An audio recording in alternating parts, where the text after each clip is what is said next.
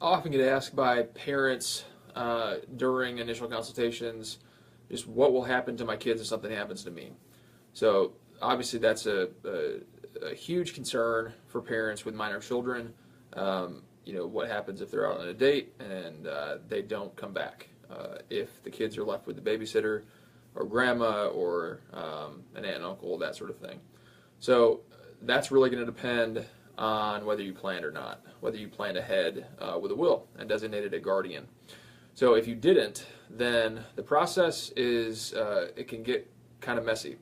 The reason for that is the clerk of court in the county of residence, wherever you lived at the time, will have exclusive jurisdiction over the appointment of a guardian for minor children, and they don't really have any background. So they don't have any context of your family, of the types of needs that your kids have, of the dynamic between your relatives and your kids, or even whether to include close friends or neighbors in the calculus.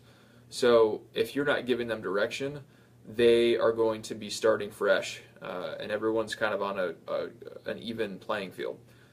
There's no baggage coming with it. It's basically what facts will be presented to the clerk and what facts will the clerk believe.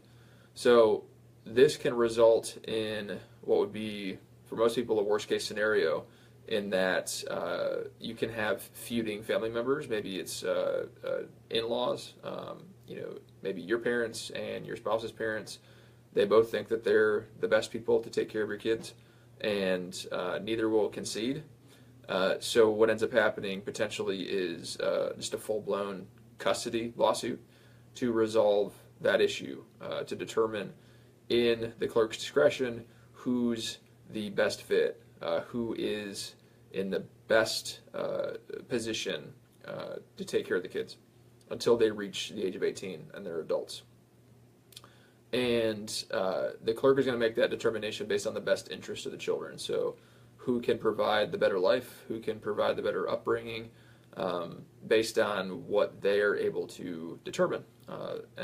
And again, that's all going to be through the lens of what's presented to the clerk. So if someone just presents really well in court, the clerk may see a flawed perception or a flawed demonstration of what that person's really like. So you could end up having somebody like a crazy uncle or aunt who has had no kids of their own, has no idea how to take care of kids, but for whatever reason they think that they're the best guardian to take care of your kids. Petition for the right to do that, and they would have a chance to be considered for that, to be named the guardian.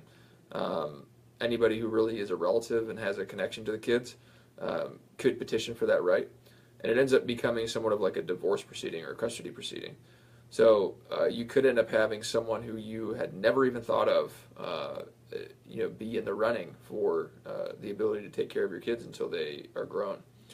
And so that's not great. That's not a good, plan. The lack of a plan is not a good plan. Failing to plan is planning to fail.